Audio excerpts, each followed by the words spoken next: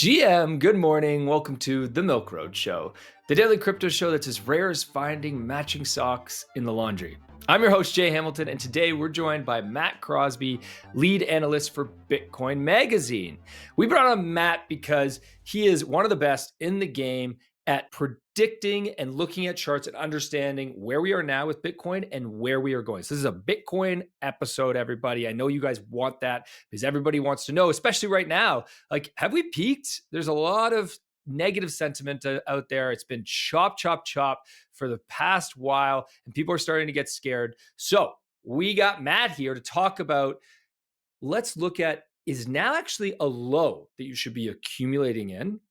What are the strategies and how do you start to predict the peak? What charts allow you to predict the peak? And then also, we're going to look at some indicators that are setting off some alarm bells for Matt right now on the fact that we might be pretty close to a big move for Bitcoin. So we're going to dive into that. Before we jump in, guys, this Wednesday is our second live episode. We went live for the first time last week, and we're going live every Wednesday at 12:05 p.m. Eastern. And this week, we've got the Bitwise boys on the show, talking about Matt Hogan and Ryan Rasmussen. And we'll be taking all your questions live. So if you want to join and ask questions live, make sure you do. Also, today's episode is brought to you by Bybit, the centralized exchange that has got it all: low fees, deep liquidity, and all the tools to make your crypto trades easy. Without further ado, Matt Crosby, welcome to the Milk Road Show. Thank you very much for having me. That's quite the introduction. I feel like I've got a lot to live up to today, but I'm excited to dive into lots of data and hopefully clarify where we are in the BTC cycle. And let's be honest, this pretty boring price action we've had over the past few months. I like that you call it boring. It's amazing how boring can lead to a lot of fear at the You same see, I time. quite like boring. When it's exciting and everyone's rushing in, that's when I'm actually a little bit cautious and worried. When it's boring, when it feels like no one's interested, now is actually the time where you can find an edge in the market, I feel. So Mm. it's boring, but when you're in the space like we are, it can be quite exciting. Yeah. I mean, it's interesting that you say that because I think that's quite the opposite of the way a lot of our listeners would feel. They would feel scared when it's boring because of all the chop and the expectation that, hey, what about up only, right? I thought we were in a bull cycle. And then they feel euphoric and too excited when things are going up. And that's when they make bad trade investments. So today, that's exactly, we're going to help everybody make sure you're grounded and level and approaching your investments in the right way. So let's start with where are we in the cycle right now? A lot of people saying, hey, are we at the top? Are we at a local bottom? Are we going up? Like, what's happening? A lot of fear around macro stuff. I'm going to bring up a few charts throughout this episode, but let's start with Bitcoin volatility because this is a great chart to indicate where we are right now. Right. So to clarify, I do not think we're at a BTC top. I think this type of price action is actually fairly typical. This cycle especially has been somewhat different to previous cycles where, especially if you look at comparisons to the previous cycle where we had a huge amount of volatility with the COVID dump and a big rally initially up to 14K and then to 40K. It was just nonstop downside or upside price action. Whereas this cycle, we've seen a vast majority of the time has just been, like I said, pretty boring, ranging price action. But I actually think this is quite healthy. It resets investor expectations, allows new capital to come in. New buyers don't want to see an asset that was $10,000 a week ago and now is at $30,000, $40,000. They don't really feel like they're getting value for money. Whereas if you see an asset at $50,000, $60,000 for months on end, you think, well, now might not be a bad time to start scaling in. Now we're resetting expectations at 95, 96K. Again, allowing new capital to come in and make this the new norm. But like I said, we've had this kind of ranging price action, which is outlined very nicely here in this Bitcoin volatility chart. And there's actually only been 3 other instances in the past year where we've had BTC volatility this low. One was just before we ran up to around $74,000 in March of 2024, where we had this huge run up to a new all-time high. The second was during this ranging price action where the BTC price was around $66,000. We dropped to 55, rallied again. So still within that tight range, but massively increased period of volatility following that. And then the third was just before we ran up to above $100,000. And now BTC is, like I said, at a comparable level of low volatility to those previous times. So I think we're right on the cusp of a breakout. I don't necessarily mean this is going to happen in the next few hours or next couple of days. It could be another week or so. But I do think, especially when looking at certain macro events that could be taking place over the next coming days, that we are on the cusp of hopefully breaking out of the range that we've kind of set between $105 to $90,000 ish. So I think when we look at some other things, we can maybe get a better idea of where that move could take us. But just for now, what we need to look at is Bitcoin's volatility is as cyclical as its price action. We see these huge contractions and expansions, and now we're in a period of contraction. And if you imagine a coiled spring just coiling in for longer and longer, longer and tighter, we just get these big volatile breakouts following that.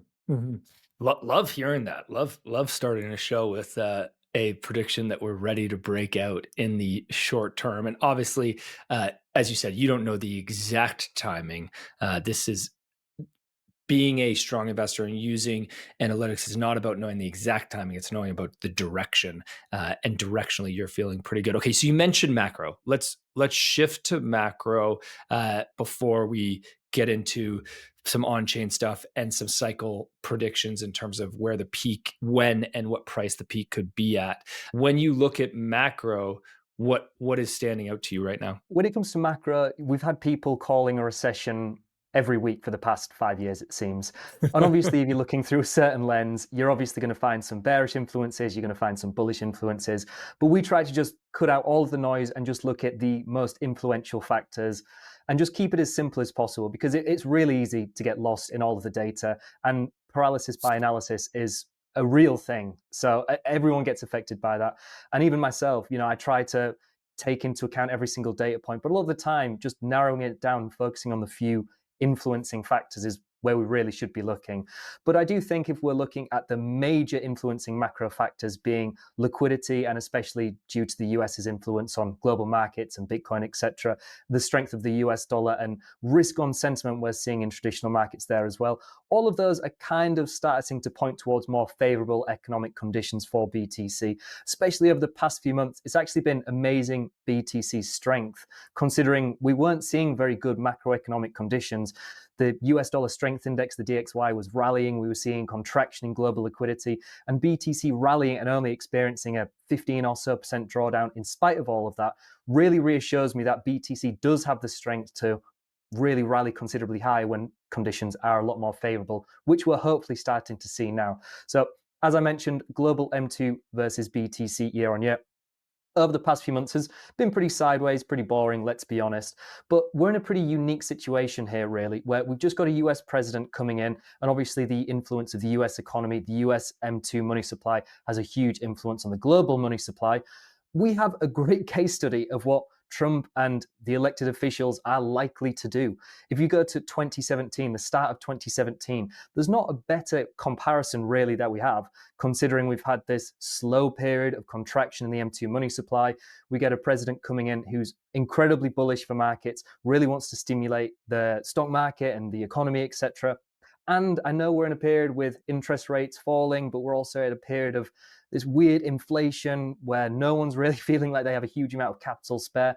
But I do think now that quantitative tightening does seem to be slowly coming to an end, and we may be easing some quantitative easing, that we are going to see this M2 money supply begin trending to the upside. And as you can see from this chart, the correlation between Bitcoin's price action and the supply of global money is pretty clear to see. When the money printers are going, Bitcoin tends to do very well. And I think this is just due to the fact that not just Bitcoin, but all markets are driven by supply and demand economics.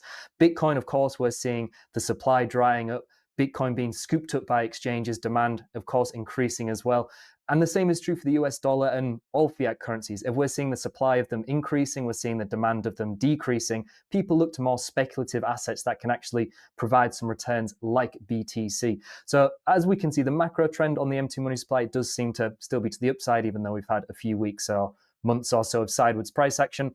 But another reason why we're kind of leaning towards this beginning to move more in our favor is look at something like the high yield credit cycles, which is looking again at the relationship between high yield corporate bonds and the BTC price action. And this is almost a fear and greed index, a pretty popular on-chain or data sentiment analysis piece for the crypto markets, but for traditional markets. So this is looking at like I said, the risk and appetite for high yielding corporate bonds, when these are incredibly high, no one wants to be holding boring government bonds. No one wants this 2-3% a year treasury bill. People want these high speculative assets that can hopefully provide a higher yield. And Bitcoin, let's be honest, even though we all think it's the ultimate asset, of course, it is still more of a speculative and risk on asset. And we do see a correlation between when investors in traditional markets have more of an appetite for these assets and Bitcoin performing incredibly well as well. And like we said, similar to the M2 chart, over the past few weeks and months, this has been kind of decreasing, going sideways, a lot of uncertainty in markets. But we have seen over the past few weeks this jump up quite noticeably. So hopefully this trend can continue. And again, this is mainly driven due to the next chart that we have, which I think ties all this together very nicely, which is BTC versus the US dollar, or the DXY.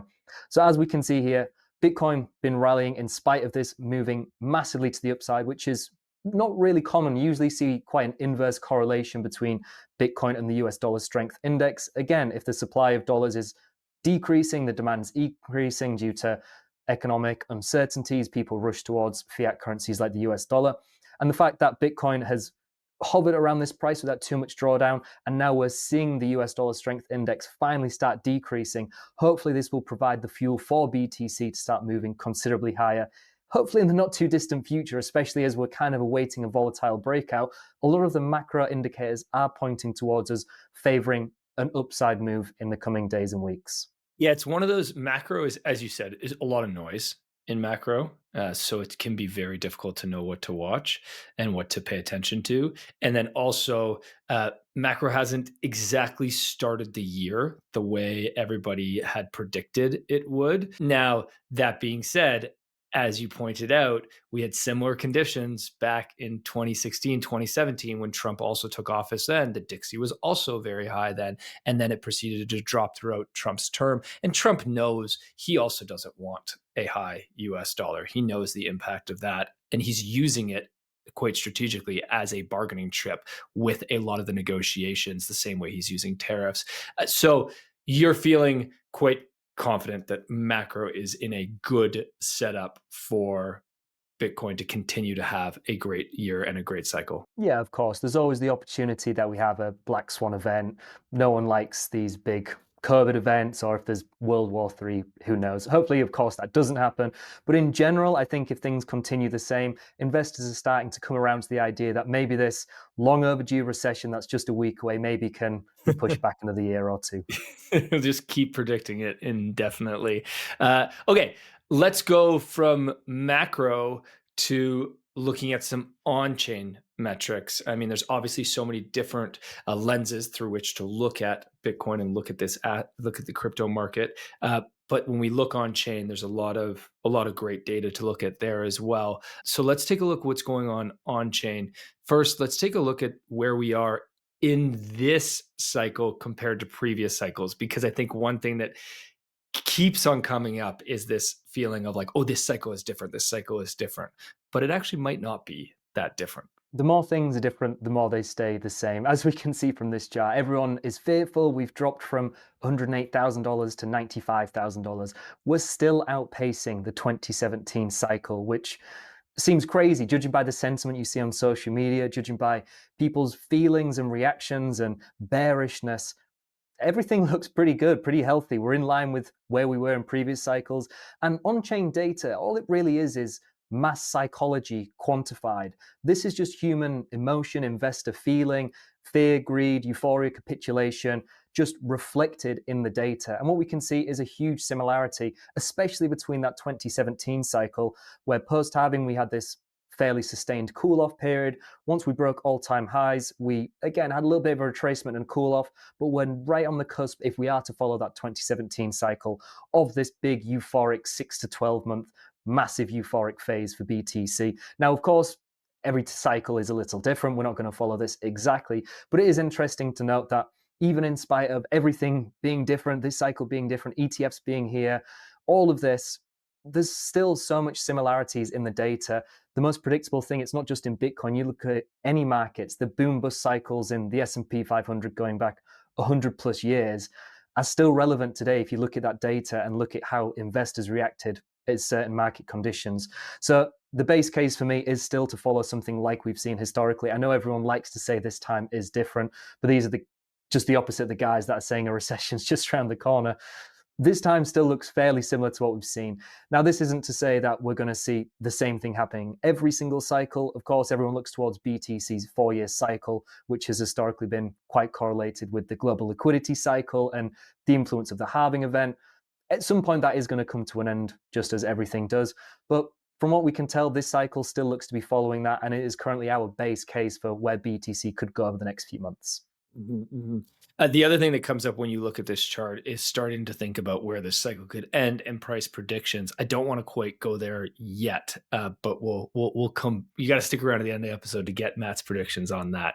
Let's go to the MVRV-Z score for Bitcoin, because this is probably one of the most I would assume this is your most popular chart. Is this your It is our most popular chart. It yeah. is your most popular chart. Okay, let's talk about this because it's a chart that everybody loves. We talked about this when we had Philip Swift from your team on the show a few months ago. We were in a different place then than we are now, but talk to us about this chart and where we are right now. So the MVRV-Z score is looking at the realized price or realized cap. Now, this is the average accumulation price of every single market participant. So every Satoshi that I've bought, you've bought, that anyone has bought, we can track the price at what that was last transferred at. And this gives us kind of a cost basis for all BTC. And what we can do is just look at the relationship between the actual underlying price of Bitcoin and this average accumulation price to see if investors are majority at a loss or in a massive profit. So the blue line you can see on the chart is that realized price or realized cap, and the black line just being the Bitcoin price section.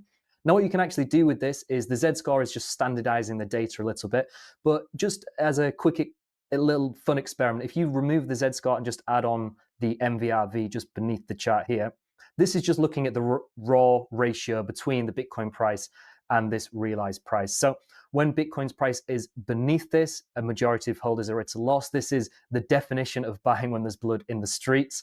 And when this is massively to the upside, if you hover over the MVRV, you can see the average investor is at a 2, 3, potentially 4 exit market peaks on their position. So currently, we're at somewhere just above a 2. So this is pretty healthy range, especially considering Bitcoin's price is, hovering around $100,000. It was only a few years ago this was unfathomable to be in 6-figure territory, and now it's so normalized for Bitcoin to be up here.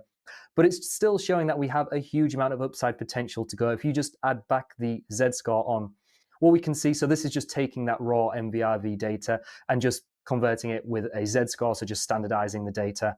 And what we can see is typically, I wouldn't necessarily expect BTC to definitely top out where it has historically at a value of, say, 7, but we still have plenty of room to go before we start getting to these 5, 6 levels where we really need to be worried about the market potentially starting to overheat. We can see we did slightly surpass the high we set in March of last year, around $74,000, but have slightly retraced beneath that now. But still, it looks incredibly healthy. If you look at something like the 2017 cycle, we had multiple instances of the MVRV-Z score shooting up to 4, 5, or even 6 before retracing, running up again, and it was only when we had this big euphoric blow off top that we really topped out on this metric. So looking at the data, looking at investors' unrealized profit on their positions and the historical patterns we can see in that, again, nothing to be worried about. We still have plenty of room to go. What makes you say that we might not get to 7, which seems to be the level when you're, okay, now we're at cycle peak? Why do you think we might not get there this time? So great question. And it's something that a lot of people bring up in terms of the viability of on-chain data going forward, especially since the introduction of the ETFs and potentially a lot of capital moving off-chain. Is it still going to be as reliable, etc.? We are seeing diminishing returns and volatility in the market. So all of that may point towards this maybe not reaching highs that it has previously. We have actually recently added a slightly altered version of this metric, which is just looking at a 2-year rolling basis to kind of adjust for the changing market conditions. But essentially, as I said, a lot of investors are realizing the opportunity cost of BTC. A lot of people who have been orange pilled now aren't necessarily buying just for some speculative gains, especially these institutions, MicroStrategy, nation states. This is hundreds of thousands, if not millions of BTC that might never be sold again. And this is, of course, having an influence on the underlying data that we're seeing. So, of course, it could happen. We saw something slightly different in the last cycle where we had this double top of fairly equal prices, which kind of muted a lot of the data to potentially suppress how high we reached on a lot of these. If we have a typical cycle blow off top like we did in 2017, wouldn't surprise me at all to see this metric hit levels of 7, 8, or potentially even higher. But it's just something to consider. I think a lot of people maybe look at on-chain data as black and white, concrete, yes or no, buy or sell, when you really should be working in granularity. You should be looking to say, right, we're starting to get a little bit overheated. Maybe I should start adding some trailing take profits. Maybe I should start dollar cost selling. Everyone talks about dollar cost averaging, but everyone thinks they can sell 100% of their portfolio at the exact top. It's not going to happen. You need to start dollar cost selling if you are going to start taking some profit on your positions. If you, just because you bring up dollar cost selling, and I think that's a very important strategy. Well, as you said, whatever you're selling, you just need an exit plan. You need a selling strategy, and whether it's dollar cost selling or whether it's selling at certain points where you feel you're ready in the market, or whether it's hitting personal financial goals where you're like, hey, if I reach this level of profit, then I'd feel good. And so when you reach those levels, but no matter what, you're not going to sell 100% at one time. And I mean, I think a lot of people might not even sell 100%. If we're talking about Bitcoin specifically, a lot of people might actually be holding a good portion of their Bitcoin for the long run. But when you think about that, any advice to our listeners on when in this cycle they might start thinking about selling? Yeah, of course. So, like you said, if you're hitting a personal financial goal, go off social media. Stop taking into consideration the Lamborghini you could have had. If it's going to really change your life for the better, just sell. But again, this is something that doesn't necessarily have to be 100% of your portfolio. A lot of people give me some slack on social media, YouTube, because I'm the guy that says I'm going to sell BTC this cycle. I'm never going to sell 100% of my BTC. I actually have my pension in BTC, so I'm forced to hold for decades now. So I'm only looking to sell probably somewhere between 20 to 40, 50% of my position, depending on how this cycle really plays out. And there's a huge amount of BTC in my portfolio that I'm never going to sell. This is why I really try to get people away from the buy and sell 100% mentality and just work in granularity to try and do this. But in terms of when exactly we should be selling, it's impossible to tell. This is when the on-chain data, I think, is at its most useful. Of course, looking at metrics like the MVRV-Z score and saying, well, when we get to this level, or looking at the pi cycle top and saying when we get this cross is when I'll sell. Markets are changing all the time. Who knows if we get these levels this cycle? Who knows if we get these crosses? If we look at other data to see the underlying selling and buying on the network, this is where we really should be paying attention and looking for confluence. If we start seeing macroeconomic factors looking less and less favorable, if we're seeing sentiment really shift alongside on-chain, alongside derivatives, alongside technical factors, all really pointing towards that, don't have a fixed idea in your head of I will sell when this value reaches this or on this date because it happened in the previous cycles.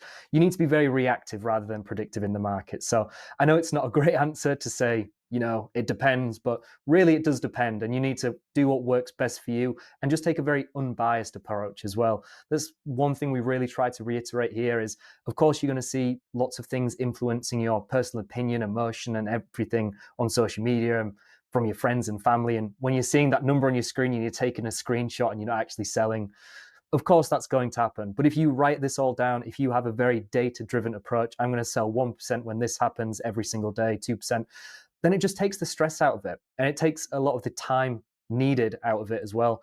Of course, the monetary gains are good, but I like to spend as little time as possible doing all of this analysis. As much as I spend all of my day doing Bitcoin, if it takes the stress and time decision making out of that by just saying, oh yeah, 3 out of these 4 check boxes are done, time to sell 1%, it's super easy. I do the same for dollar cost averaging. I do the same for dollar cost selling.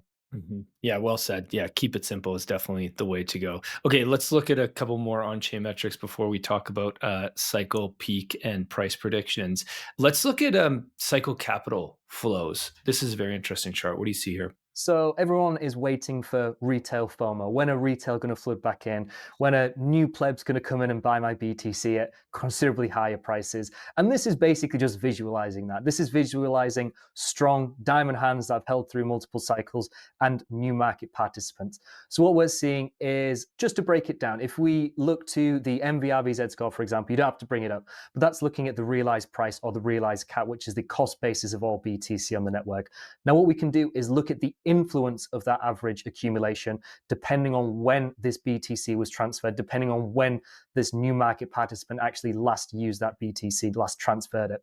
So the red area here is looking at BTC that was transferred by an address in the last month and that influence on the realized price. So we can see when this spikes massively to the upside, these investors are paying considerably more for their BTC than investors previously have. So looking at the blue area as a comparison, this is people that transferred and bought their BTC 1 to 2 years ago. So these are macro cycle swing traders who are trying to play these big boom and bust cycles in BTC. And we can see when their influence is incredibly low and new market participants' influence is incredibly high, this is retail FOMO in real time. This is happening. This is when new people are coming in and buying at crazy high prices. And the same is true for the downside. When we see new retail basically non-existent, no new capital coming into the market, people are saying Bitcoin's dead, it's died its thousandth death, it's finally going to zero, it's all a Ponzi. And then older market participants are still holding on, and this blue shade area massively surpasses that red. This is when a cycle bottom is usually pretty close. So it's exactly the opposite of how most people think investing goes. Of course, if we've been in BTC for a while, we kind of know this, but acting as a contrarian is almost always the best thing to do. Unfortunately, we can see a vast majority of market participants are wrong most of the time. And I mean, I was the same. I'm not saying this because, oh, well, I use all this data, so it's great. I got in at 2017. I was the guy who bought right at that red spike, right as Bitcoin's price was peaking, and held all the way down and thought, man, there must be a better way to do this. We've all done it. I think it's almost a To call entry it's like a requirement. badge Yeah, of entry. I did the exact same exactly. thing. I did literally the exact same timing, the exact same thing as you. It is a badge of. I think you guys should change this to the dumb money versus smart money chart. Like that's what I want to call this chart because it literally is the best chart at pointing out that guys. I hate to say it, but you're better off if you admit it. Like retail, we're dumb money. Like that's okay. Like you're better to say that because then you don't make these FOMO decisions. And you look at the smart money here, the professional investors here, the institutions, and it's like, wow, they're doing the exact opposite of what dumb money is doing every single time. When you look at where we are right now, where do you think we're going? I think it again, there's a lot of similarities to that 2017 cycle. I think because we had such a long consolidation following that ETF approval, we probably ran up a little too high, too fast to that 74K level last year, which led to the 6, 7, 8 months of just torturous price action that we experienced last year. So that kind of has slightly warped the data with this huge gap between peaks. But following the break of 100K, we did see some capital inflowing in. But now again, we're seeing just retail dry up. It seems like everyone's already bored with the price action, but this is where this cycle is slightly unique, where we've had this big move up, sideways consolidation, reset expectations, big move up, sideways consolidation, which is much, much healthier to have this stepping up approach than just big rally to the upside. So I would say we're somewhere around March, April, May 2017, not just looking at this metric in isolation, but looking at multiple other metrics. But this cycle is quite unique in that element. And I do think whereas 2017 was driven by retail and new market users, 2020, 2021 was driven by leverage and debt and FTX and all these other institutions that horribly managed their money and blew up. This cycle is driven by actual institutions. What we thought would happen last cycle is now happening this cycle, where we are actually seeing big nation states and institutions accumulating over 1 million BTC that, as we said, may never be sold again to really positively influence the supply and demand economics of the network and can hopefully be represented in the price action with considerably higher prices. Yeah, you bring up a couple of things there from a news perspective that are happening right now. One is that Abu Dhabi, the largest sovereign wealth fund in the world, announced that they have been buying BTC. So like it feels like I don't know if is there any bigger signal than that? Like that's Exactly. huge. and then we have FTX. You bring up FTX, and FTX repayments start this week, I believe. This week, next week, very Sometime soon. close, yeah. Yeah, very soon, and that's 16 to 18 billion dollars that's going to be coming back into the market, and a lot of that's going to go. Who's that going to? It's going to retail. A lot of that, and what do you think they're going to do with it? My guess is that they're not going to take profits and take it off the table. I think a lot of them are going to reinvest it because, unfortunately, they lost out on a lot of the gains because FTX held their money all this time, and they're not getting the cost basis of whatever their investment is now. They're getting it when FTX collapsed. So, a couple of catalysts there. That do those stand out to you? Do those matter to you, or how do you think about those? Yeah, so especially the sovereign wealth fund. I mean, this is a transition we've seen over the past year or so. But BTC, as we look to like 5 years or so ago, when it was mainly retail driven, people were mainly focused on, right, I need to get to 1 BTC, or I need to get to 2.1 BTC, I need to get to this fixed amount of BTC. Institutions don't necessarily have that mindset. Sovereign wealth funds aren't thinking we need to get to X amount of BTC. They think we need to have X% of our portfolio in BTC. They might not necessarily care about buying the dip and accumulating X amount. They're saying we're going to scale in regardless of price.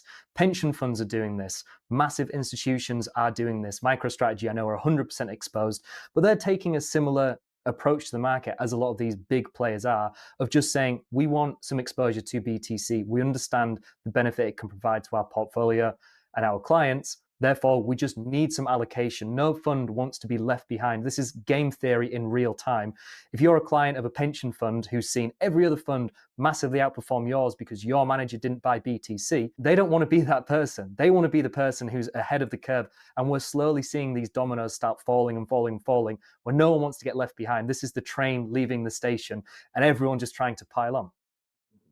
Which is a big shift from where institutions have been in past cycles, where it's been the risk has been losing your job because you actually were the one to say we should do this, and hey, and then the volatility comes. But now that risk has changed on the professional side, where it's like it's gone from, hey, I'm going to look like an idiot if I do this, to, oh, I'm going to look like an idiot if I don't. And that shift is, you can't underestimate that shift, especially when most institutions aren't here yet. So there is still the amount of capital from the institutional level that could still flow into BTC is truly It's crazy. Yeah. unfathomable. Okay, let's look at let's talk about cycle top for a second. Cycle peak. This is what everybody, you guys all stuck around for the show. You listened to Matt and I blabber on this entire time because I know this is what you guys really want. Let's talk about price prediction and timing prediction. And I'll bring up a chart here that you'll take us through, Matt, but would love to hear your thoughts. Okay. Can I swear? I won't swear. You could swear if But you I will want. say, Go ahead. okay, all predictions are like assholes. Most of them stink like shit. As much as we all like to do it, it's really fun. I do it myself. I have my own personal bias. I'd like to reiterate, it's much better to react to the data in real time than trying to predict, because I think a lot of people last cycle got burnt waiting for 100K, waiting for 80K. And then, we nearly get there, we don't, and you're holding all the way through the next cycle. And even if you don't think we're going to get a big 70, 80% retracement this cycle, even if we only get a 50% retracement and we reach 200K, we've already seen prices higher than what the next cycle low could be. So just be aware, you don't have to sell everything, and it's better to react. Look at what the smart money is doing and just follow them. It's almost like cheating to just track these big, large, profitable traders in real time. But in spite of all of that, I will give a prediction. So something like the terminal price has been historically one of the most accurate metrics for calling BTC cycle peaks. Now, this is a derivative of the coin days destroyed, which is looking at the velocity of BTC transferred. So for example, if I held 1 BTC for 100 days and then transferred it, that would be 100 coin days destroyed added. If I held 0.1 BTC for 1,000 days, it would be the same. So this really weights transfers to these large historic holders of BTC. And then once we get that, we can just multiply that by the BTC price and then multiply that again or divide it by 21. If you scroll down the calculations there, I can't remember off the top of my head. But historically, as you can see, this has marked the Bitcoin cycle peaks with historic precision. And this has just recently surpassed $200,000 for the first time and is ever increasing. This is the thing, as BTC's price starts going exponentially to the upside, this is again going to continue going to the upside. So if we were to forecast out where that may be in 6 to 12 months' time, it could be anywhere from $230,000 to $260,000. So I think somewhere between kind of, if I had to put a number on it, between $170,000 to $240,000 would kind of be my idea. Probably around October this year, maybe November, December time, if we're getting slightly lengthening cycles, but that's just comparing to the previous two cycles we've had and when they topped out, which was really close actually, just within a few days of each other. The last two cycles topped out if you measure from cycle lows to peak.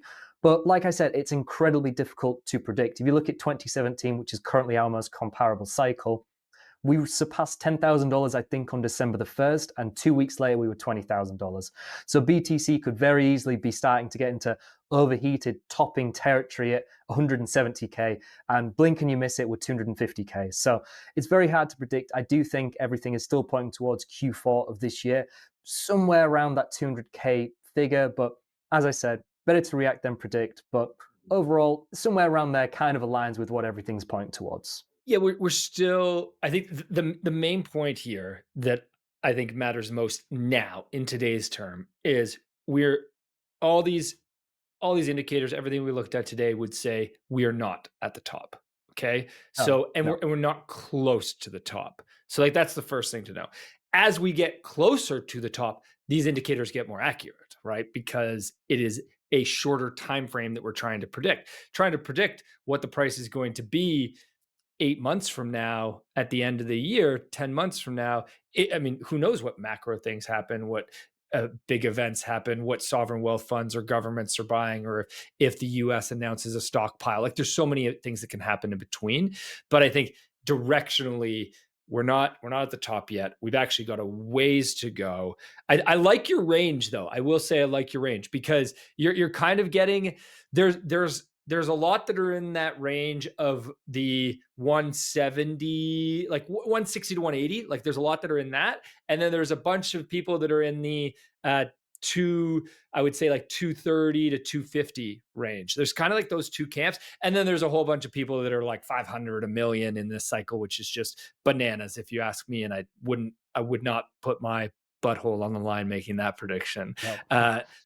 But I think directionally we've still got some time to go, and keep watching. And then I mean I think Matt, this is a good reason we got to get you back on the show, maybe once a month or once every few months, so we can take a look at these indicators and see how are we doing. And as we get closer, it'll become easier to predict. When you look at past cycles, because you said terminal price is such a good indicator and so good at predicting the top, how accurate has it been in past cycles? Incredibly accurate. I mean, it's one of those where we may have surpassed it by a few $1,000s in previous cycles, which if you look at the percentage terms may have been 20, 30%, which then you say, oh, well, it can't be that accurate. But in terms of time spent above that line is very minimal. We're talking a few days at a time. So this is where, again, you need to look at how you're actually taking profit on your positions. I mentioned earlier, trailing take profits. If you just set a stop loss essentially 1% below the price, doesn't matter if price rallies 10% higher, you're going to capture 9/10 of that as that moves up. So this is something you need to start planning now, because it's very easy to get carried away when the time comes to it. And just kind of go back to what you mentioned previously about a Bitcoin strategic reserve. I would love for 1 million BTC to be bought up by the US and just break all of these models to the upside. So this is again why trying to predict unknown future happenings is impossible. It's better to react than predict. And again, just to loop it back to the start, if we do see this boring price action of move to the upside consolidation, then this cycle may not follow the previous two cycles. It may extend 3, even 6 months further along than that, because again, we're not getting too ahead of ourselves. And especially if the macroeconomic conditions continue to be favorable, who knows? Mm-hmm. Yeah. I mean, as you said, nobody's got a crystal ball. It's difficult to make predictions, and a lot can happen between now and then. Matt, thank you so much for joining us today. Absolute pleasure to get you on the show. If you guys don't follow Matt on Twitter, highly recommend you follow Bitcoin Magazine Pro on Twitter. We'll link to that in the show notes. You can check out all these charts that we talked about today on their site as well. Matt, thanks for your time today. Thank you very much. It's been a pleasure. I'd love to come back on in the future. And yeah, hopefully everyone at least learned a little bit, and I at least partially lived up to the massively high expectations you set at the start. Yeah, you did amazing, man. You did amazing. We really appreciate it. Thanks for listening in, everybody. Let us know. Do you think we should get Matt back on the show? How do you feel about his predictions? What's your Bitcoin prediction? Because, yeah, hey, everyone loves to throw out predictions, and we'll be sure to see you again tomorrow. Thanks for listening, and make sure you guys come live on Wednesday, 12:05 p.m. Eastern. We'd love to see you there with the Bitwise boys. Have a wicked awesome day, everybody. As always, if you liked today's episode, please hit subscribe and make sure you follow us so you don't miss out on the next one. There's also a link in the description to our free 5-minute daily newsletter where we simplify crypto for you while making you laugh. And if you're willing to step up your crypto investing game, we're going to also leave a link for Milk Road Pro. You get access to our portfolio where you can see exactly what we are buying. This is your number one resource to help you invest successfully in crypto. One final note, this show is for educational purposes only, and nothing we say is financial advice. Investing in crypto or any asset is risky, and you should never invest more than you can afford to lose. Thanks so much for listening in, my friends. Have a wicked awesome day.